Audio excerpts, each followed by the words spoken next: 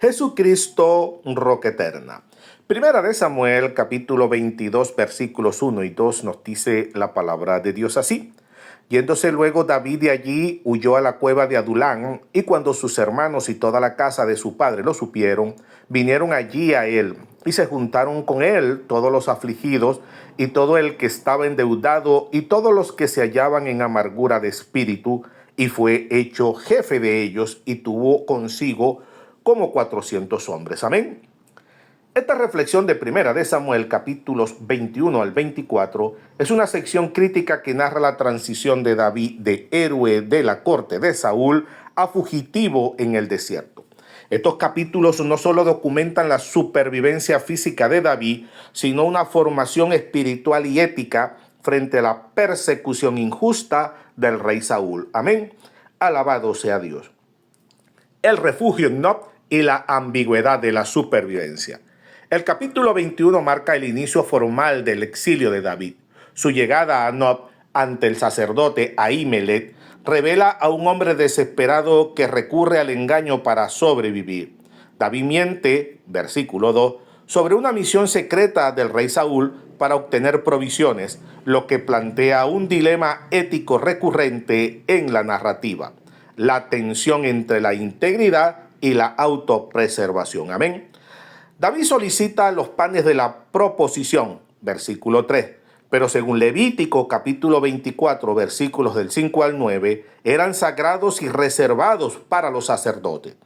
La disposición de Ahimelech de entregar este pan bajo la condición de que los jóvenes estuvieran puros, versículo 4, sugiere una interpretación de la ley donde la preservación de la vida humana tiene precedencia sobre la ritualidad estricta. Este evento es tan significativo que el propio Jesús lo cita en Marcos capítulo 2, versículos 25 y 26, siglos después, para ilustrar la naturaleza del sábado. Amén. Además, como David no tomó armas, versículo 8, Ahimelech le entrega la espada de Goliat, versículo 9. Esto es una ironía teológica. El hombre que una vez venció en el nombre de Jehová, amén.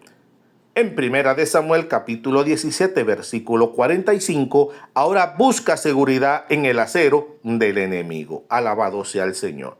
Su posterior huida a Gat, versículo 10, territorio filisteo, muestra el punto más bajo de su fe. Se ve obligado a fingir locura, versículo 13, para evitar ser asesinado por los siervos de Aquis, demostrando que el ungido ha sido reducido a la degradación total por el miedo. Amén. Alabado sea Dios. La cueva de Adulán y la masacre de los sacerdotes. En el capítulo 22, la soledad de David se transforma en comunidad. La cueva de Adulán se convierte en el epicentro de un nuevo orden social. El versículo 2 describe a su congregación como aquellos que estaban en aflicción, endeudados o amargados de espíritu. Amén. Aquí, David prefigura al Mesías que recibe a los marginados.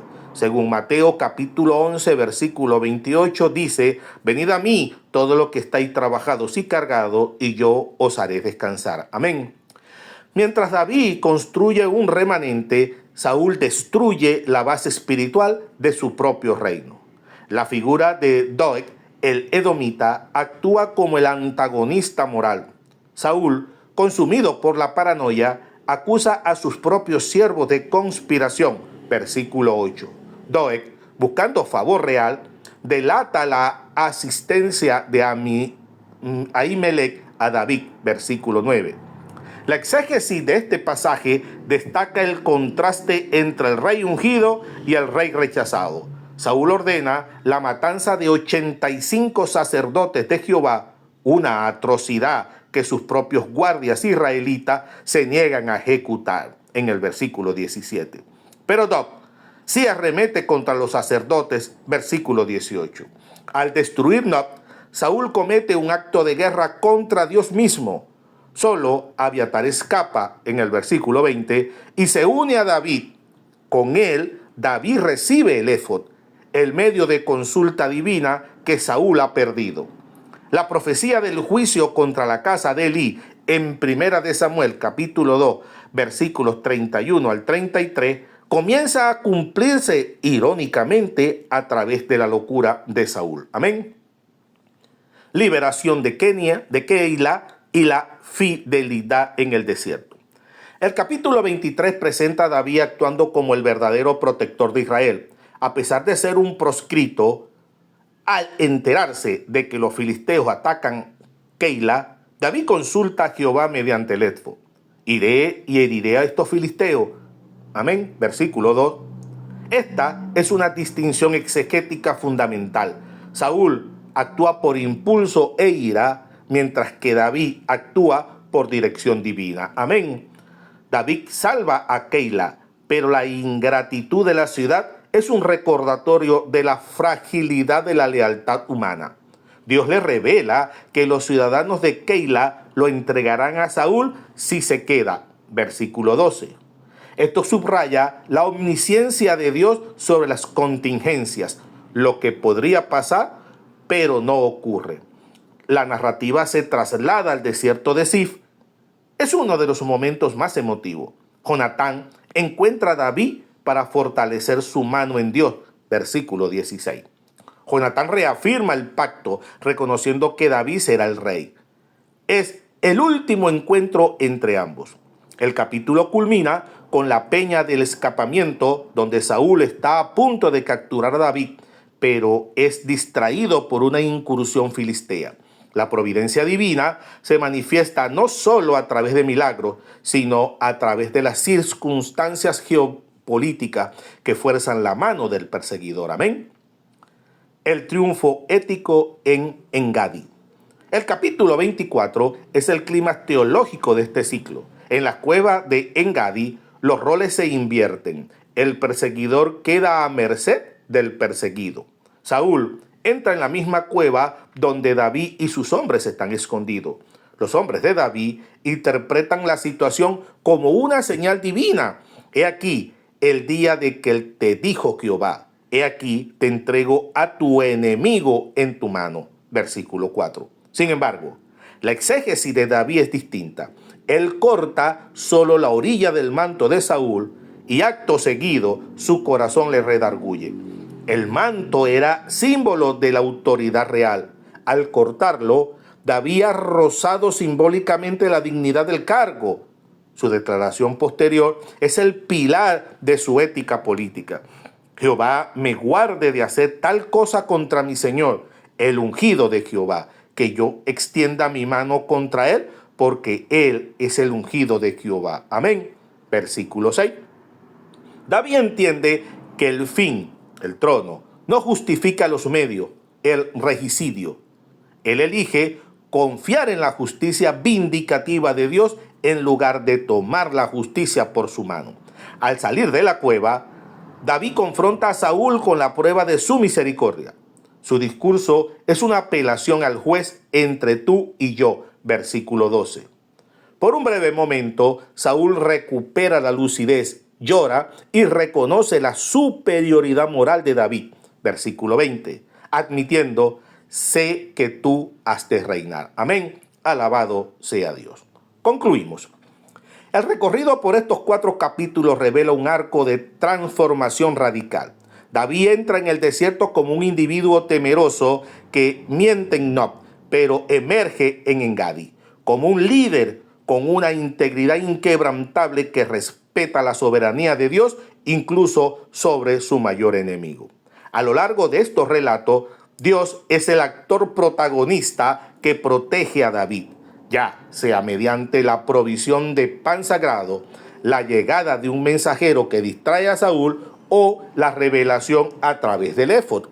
El texto enfatiza que el ungido de Dios es invulnerable hasta que su propósito se cumpla.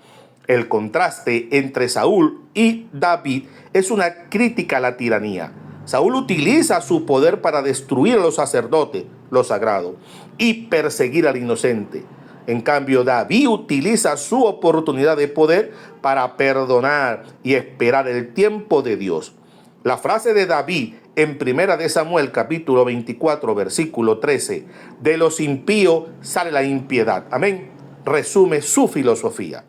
La verdadera naturaleza de un hombre se revela en cómo trata a aquellos que están en su poder. El desierto no es solo un lugar geográfico, es una herramienta pedagógica divina. Amén. Es en el aislamiento de Sif y en Gadi donde David aprende que Jehová es mi roca, Salmo 18. Un concepto que se gesta precisamente durante estos eventos. La exégesis nos muestra que la preparación para el trono requiere primero la purificación en la cueva. En última instancia, estos capítulos funcionan como un tratado sobre la paciencia y la fe. David nos enseña que es preferible ser fugitivo en la voluntad de Dios que un rey sentado en un trono de paranoia y desobediencia.